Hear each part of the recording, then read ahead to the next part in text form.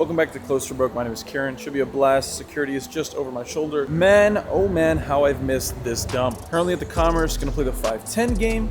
Hopefully they don't stop us from recording. But we're gonna hop into today's session. Should be a good amount of fun.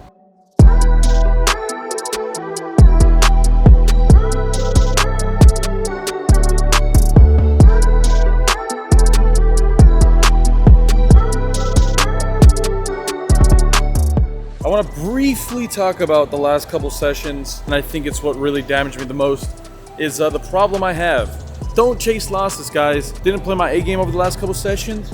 Really sat down and talked to some good friends. Let's do our very best to play some solid poker. We've been playing really good poker for a couple months, and then, you know, when you chase losses, you make bad calls, and decisions get a little foggier. I hope you guys are having a lovely day. That's enough talking for me. Let's get into today's session.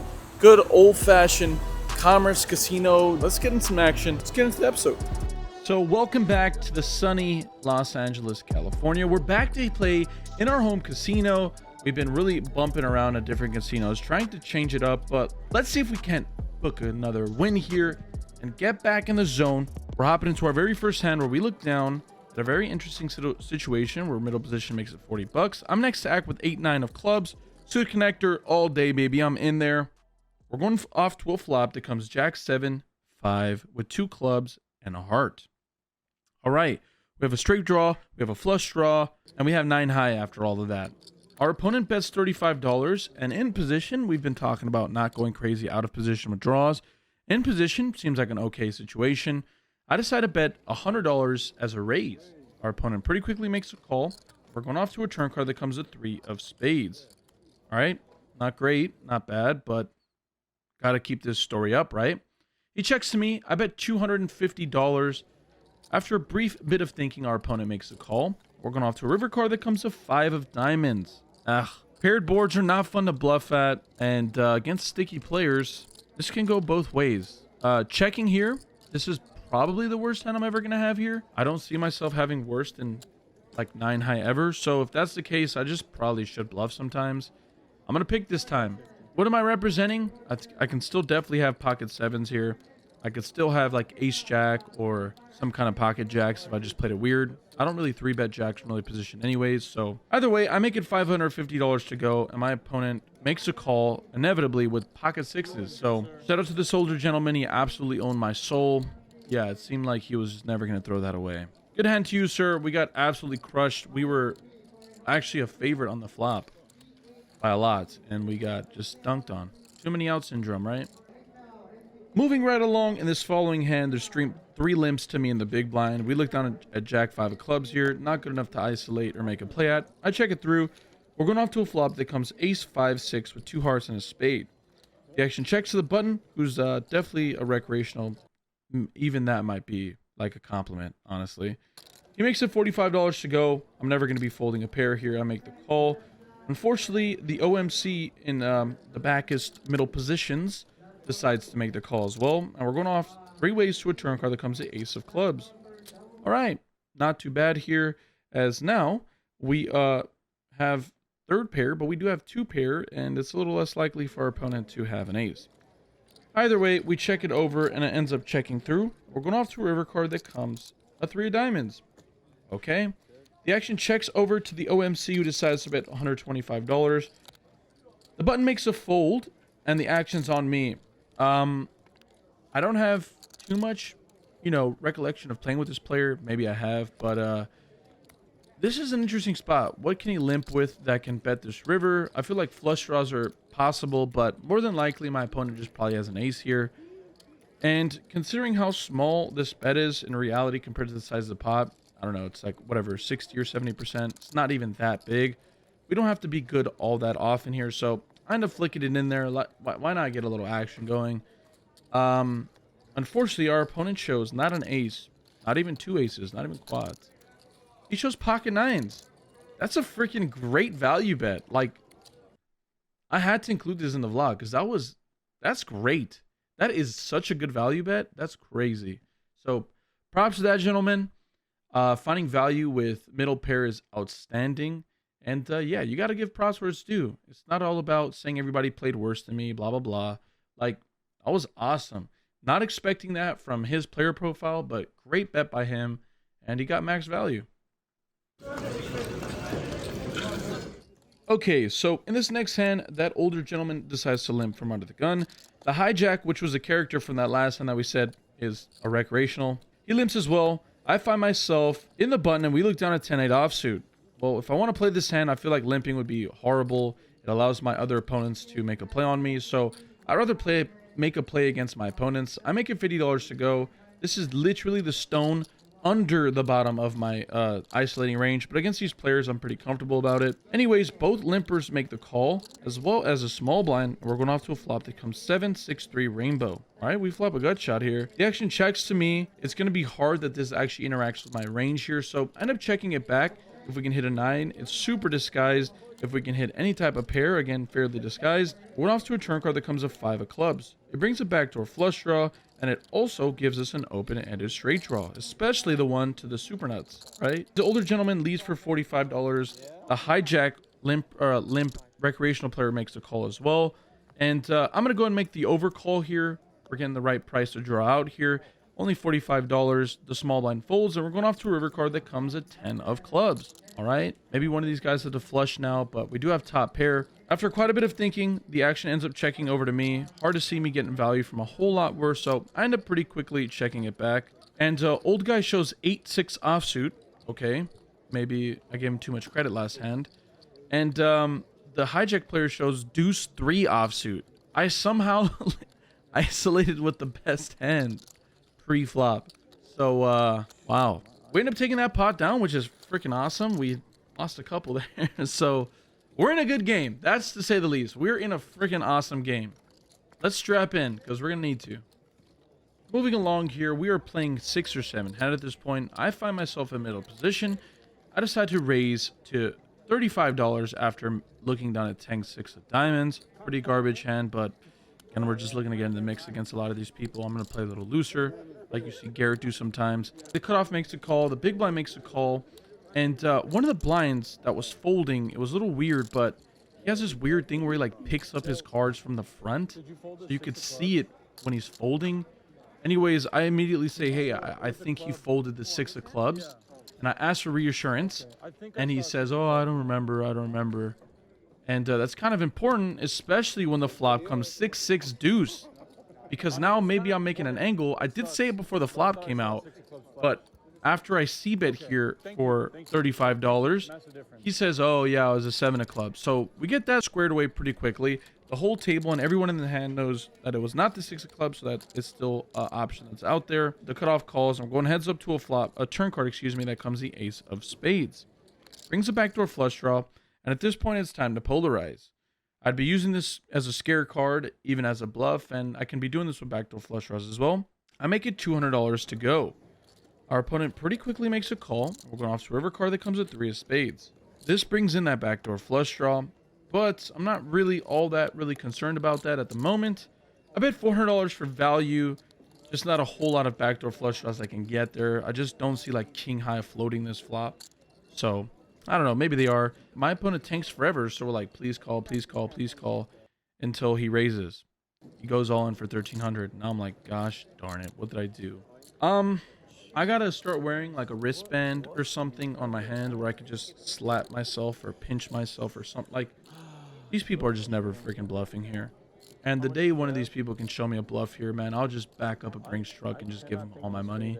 Because they just don't bluff here. My hand is just way too good, and I'm just way too stubborn to ever make the fold. So we make the call, and our opponent shows 6-3, and I'm pretty frustrated. I can't believe he called 6-3 pre-flop, and furthermore, I can't believe the 3 came on the river. There were so many cards that obviously we have the better hand with. On the river, we can still chop with a ton of cards, and we scoop with a ton of cards. The 3 is the one card that I don't scoop with, and it came. So, yeah. GG's to him. You can't complain when you lose. Just a part of the variance and just a part of, you know, the situation you find yourself in. Good hands to you, sir. We're stuck, and we're going to need a battle back because we were looking for a win. That's not how we're going to get there. Okay, so we talked about pre-game. It's that halftime adjustment that you make that really separates you from the rest. Started feeling pretty good. The game is great. I'm not gonna even lie to you guys. A lot of limping, a lot of 4 or 5-way pots. So my job right now is just to lock it in the head, take a little break, take a breather, step myself aside and relax. Focus back up in my brains. Thought I'd come outside and talk to you guys a little bit about what the heck's going on in my head. Otherwise, hope you guys have a nice day. And again, if you guys haven't grabbed the merch already, highly recommend you do because it's freaking awesome. Otherwise, let's hop in there, man. Hopefully we can have some fun. And I'll let you guys know how it goes.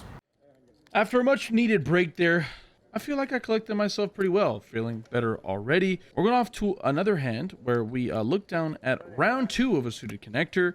Under the gun limps. Middle position makes it 35. I'm going to go ahead and 3-bet this. In position, it's nice to have these suited connectors in the spot. I make it $100 to go. Pulls back over to that middle position player. He pretty quickly makes a call. We're going off to a flop that comes ace king 9 with 3 clubs. Well, not the flop we were looking for. Gonna go ahead and try to get the showdown as fast as humanly possible with spending as little money as humanly possible. I check it through, and then the turn card comes a miraculous 9 of spades. Look at that. We just needed a little walk to, shake things up a bit. Okay. With the action checked over to me, it's time we throw a c-bet out there. $100 to go, my good sir. Our opponent seems to oblige and makes a call, and we're going off to a river card, hoping to brick out here, and it comes a jack of spades. All right. Queen 10 was the only thing that we have to worry about. Otherwise, it seems like value city to me. We can get called by a ton of inferior 2 pairs. There's like infinite amounts of them. I bet $300, looking to go around half pot, allowing my opponent to call with even a hand like King Jack. My opponent doesn't think for very long before calling. We flip over our hand. It is in fact good, and that is, we need to bring out the vuvuzelas. Is that what they were called? Back in the World Cup, those massive, really loud horn things. Let's go. One for the good guys, baby. Let's go. This session is something that's really going to take some time here. I've showed an unbelievable amount of patience post the first half of the session. This, like I mentioned at the end of the video, it ends up being one of the longest sessions we've put in at Commerce in a while, so we feel pretty good about ourselves. Anyways, we've been patient and really looking for our spots. When this older gentleman limps from under the gun, I'm +1 position. I decide to isolate a $50. The button makes a call, big blind makes a call, another early position guy makes a call, the limper makes a call, and we're going like way too many ways to a flop that comes Jack 8-5 with 2 clubs and a heart. All right. Definitely a flush draw out there. Definitely some straight draws out there. When that's the case, we got to bet for value.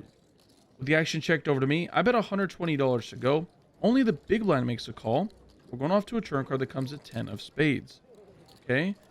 At this point, I'm hoping that my opponent has something like 10-9 suited or still some flush draws. Again, it makes it less likely for us to be getting called by another jack here. Only Jack 9 would be a hand that we're realistically against, that we're still beating. Otherwise, Ace Jack, King Jack, and now Jack 10 all beat us. But again, there's still a ton of flush draws and straight draws out there, or even pair plus straight draws. So with the action on me, I decided to bet $300 for value. My opponent thinks about it for quite some time before eventually making the fold. Not bad there. Like I said, it's good to string some of these wins together. Being patient for sure. And yeah, the spot is going to be there. The table is great. The action is a flow-in. This is what everybody dreams of, right? Is that fun table, the action table. Let's see how it goes. Welcome to the Chat Pro hand of the day, and I promise you guys will not do anything of what I did in this next hand, so it's mostly just for funds. Anyways, under the gun makes it $35. +1 makes a call. I'm in the +2 position. I decide to make the call after I look down at pocket fours. Looking to set mine here. The cutoff, who's definitely probably one of the better tables at the better players at the table, excuse me.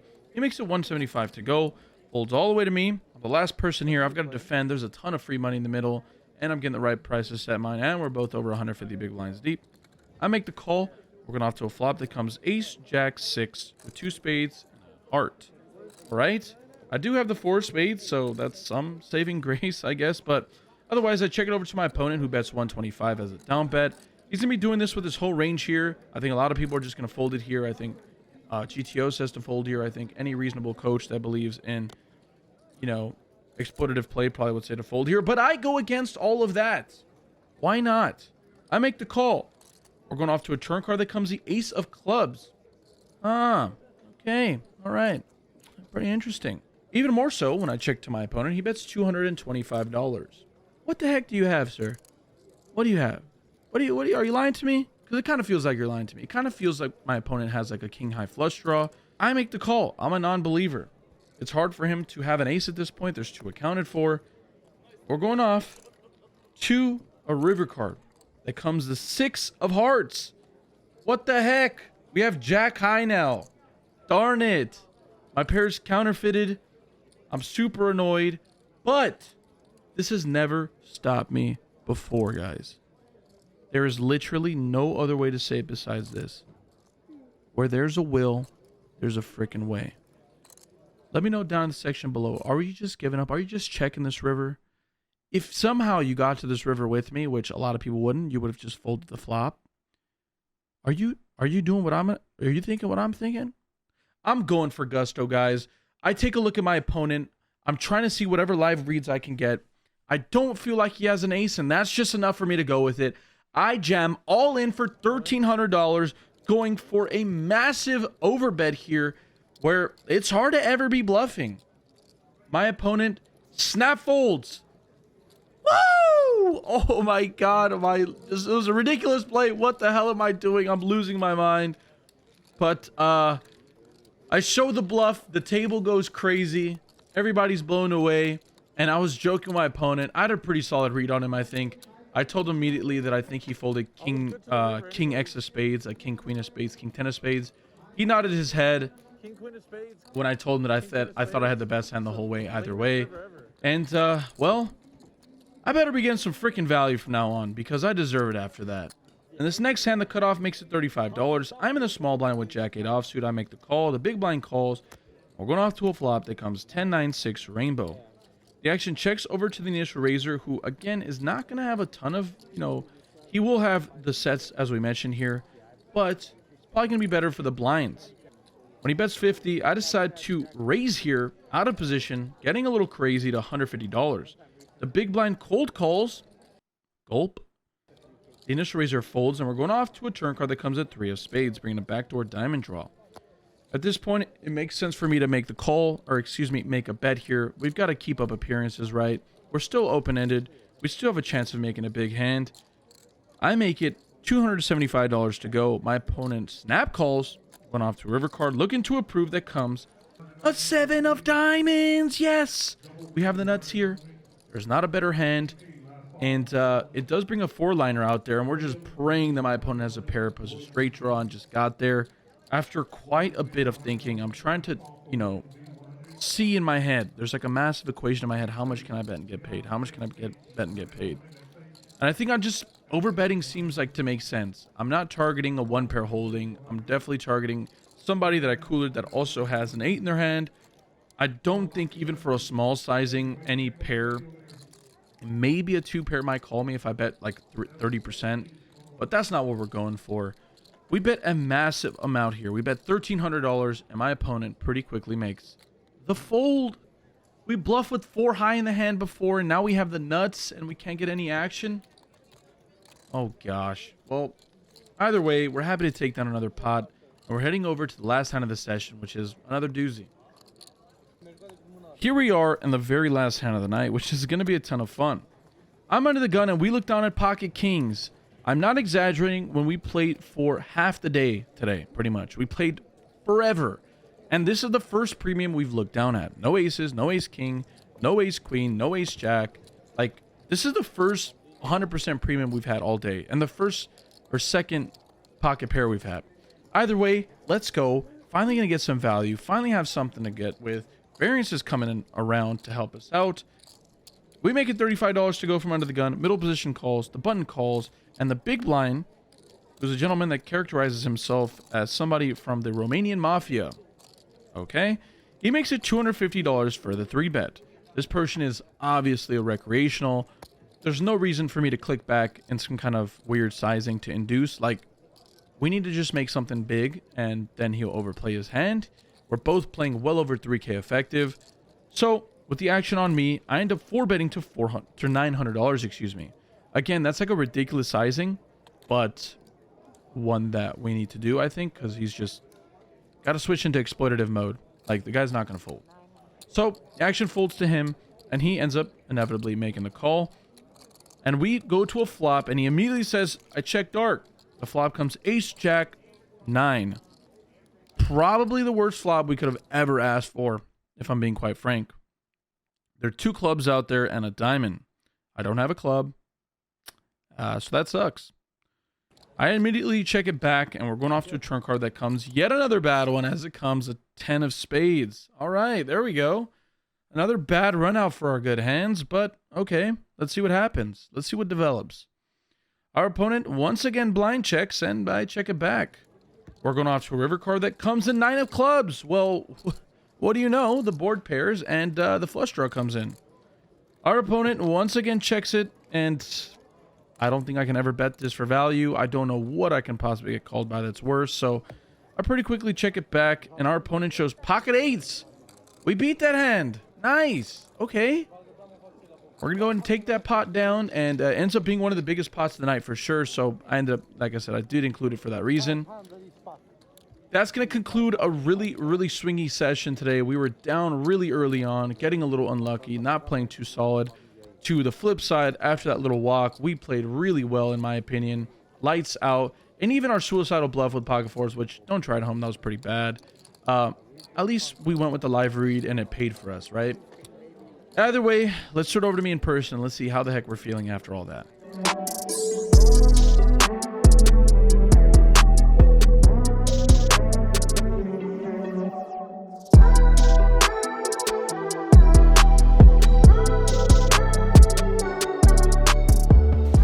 There is something inherently wrong with me, obviously, because I just love the pain. I love making it unbelievably difficult to try to make money in this darn game of poker. And whatever, I'm here for it, man.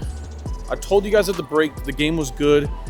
I upset myself. Why do I play anywhere that's not the freaking Commerce Casino? I'm not exaggerating. Today, I played in a game where there was maybe 1 or 2 pros and like freaking 6 or whatever, 5 recreationals, and even a couple just not great pros. So whatever the case may be, we're happy with the turnout, and disappointed in my play early on, except for that the 10-6 hand was just obnoxious. There's rivers we chop on, obviously, as I do have the 10 kicker, and there's a ton of rivers that I scoop on, and it's just so obnoxious that the river just doesn't. Yeah, whatever. At the end of the day, man, I'm really happy with the way I played on the second half of the session. It was just a lot of me 3-betting or c-betting or finding a couple of cool bluff spots, just not very massive pots, like maybe $1, $2, $3, $100 pots. Nothing I could put on the vlog, but definitely a ton of really smart plays, finding some cool spots to bluff, and just a ton of me not getting value. Oddly enough, there's a couple hands where I flopped the nuts and I just could not get value. Even though I showed that ridiculous bluff with pocket 4s, which was just a horrific bluff. That was the worst play I think I've made in a really long time. And yeah, it just happened to work, but it was really bad. I'm not going to beat myself up for it. At the end of the day, I'm here to make entertaining content and build a community. Those are the 2 most important things to me. Everything else that comes with it, you know, comes, and everything that goes. I appreciate you guys so much for coming through and hanging out with me so often as you guys do. Again, massive shout out to the table today. We were into today's game for 3,500 and out for 3,970. So a profit of 470, and it was the longest session I played at Commerce in a very long time. It's like 6 hours. It was ridiculous, but you know, we'll take that pretty small hourly, but hey man, I'm about the battles. That's the one thing about poker I like, is I like the battle. I like that feeling of coming back and earning it. I mean, you don't earn or deserve anything in poker, but I freaking battled, man. It was a good time. I'm dropping my keys on the floor. It's really late. I've got to go home and eat. Still haven't even eaten. Whatever the case may be, man, I love you guys all dearly. Have a wonderful day. Stay happy, stay healthy, and more importantly, guys, run good at the tables. If you don't, that would suck. Have a wonderful day, guys. Thank you so much, and deuces.